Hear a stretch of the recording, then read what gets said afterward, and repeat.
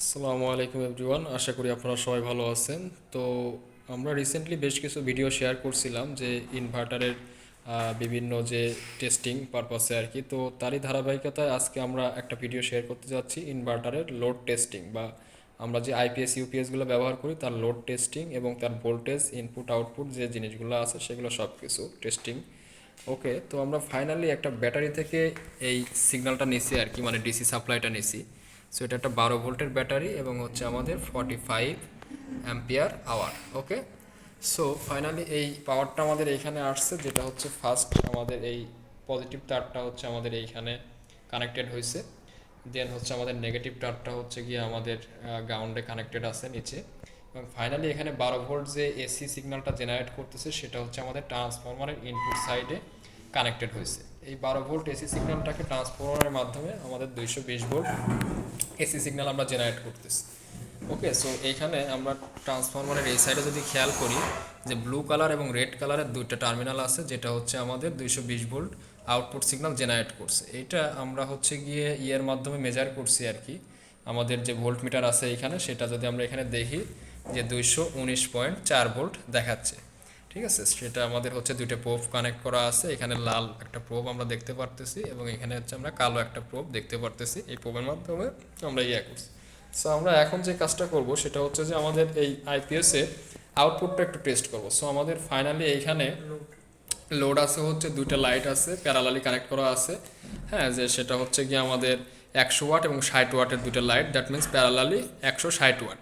So kindly আপনি একটু connect করেন এবং আমাদের লোডটা টেস্ট করে দেখেন। ওকে, সো আমরা দেখতে পাচ্ছি যে আমাদের দুটো লাইটই ফুল ব্রাইটনেসে জ্বলতেছে।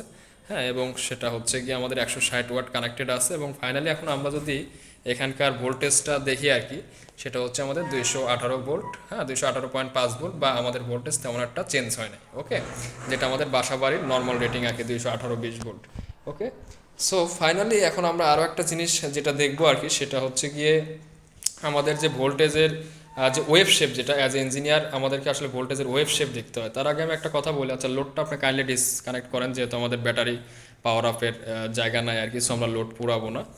হ্যাঁ, সো তার আগে আমি একটা কথা বলি, যেহেতু আমাদের এখানে 220 ভোল্ট আর কি জেনারেট হচ্ছে, সো আমি যেটা চিন্তা করলাম যে অসিলোস্কোপ যাতে ক্ষতিগ্রস্ত না হয়, আমি 220 ভোল্ট এসি সিগন্যাল সরাসরি না দিয়ে তিনটা আমাদের রেজিস্টরের মাধ্যমে, সিরিজ রেজিস্টরের মাধ্যমে আমি ভোল্টেজটাকে ডিভাইড করে নিয়েছি। ঠিক আছে, ডিভাইড করার পরে হ্যাঁ, যে আমরা লাল এই প্রোবটা দিয়ে হচ্ছে আমাদের এক সাইডে কানেক্ট করছি এবং হচ্ছে আমাদের এই সাইডে যে আমাদের ব্লু কালারের যেটা আছে সেটা দিয়ে রেজিস্টরের আর এক সাইডে কানেক্ট করছি।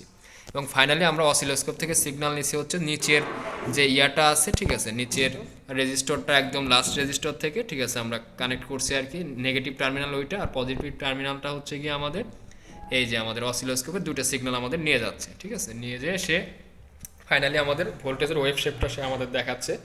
সো আমরা আরও একবার দেখলাম যে আমাদের 220 ভোল্ট সেটা স্টেবল ভোল্টেজ হিসেবে এখানে থাকে আর কি। আমাদের আপনি একটু কাইন্ডলি ভোল্টেজের ইয়াটা খোলেন যদি আর কি, তাহলে আমরা দর্শক দেখতে পারবে যে আসলে কানেক্ট ডিসকানেক্ট করলে পরে ওটা ভোল্টেজ ইয়াও চলে গেছে। ঠিক আছে, সো এখন আমাদের কোনো ভোল্টেজ নাই, আবার কানেক্ট করেন। ঠিক আছে, কানেক্ট করলে পরে সেটা হচ্ছে গিয়ে আমাদের এখন 220 ভোল্টের আশেপাশে দেখাবে আর কি। ওকে, আমাদের 220 ভোল্ট দেখাচ্ছে। ঠিক আছে, স্ট্যান্ডার্ড যে ভোল্টেজটা একদম পারফেক্ট 220 ভোল্ট আছে। এখন অ্যাজ এ ইঞ্জিনিয়ার আমাদের আসলে ভোল্টেজের মান দেখে সবসময় কাজ হয় না, ভোল্টেজের শেপ দেখতে হয় যে আসলে পাওয়ারের কোয়ালিটিটা কীরকম। সেটার জন্য আমরা যদি দেখি এইখানে যে আমাদের এটা ভোল্টেজটা সাইনোসয়েড শেপেরই, বাট কিছুটা ভ্যারি করে। যেরকম ফার্স্ট টাইম আমাদের ফুল সাইনোসয়েড থাকে,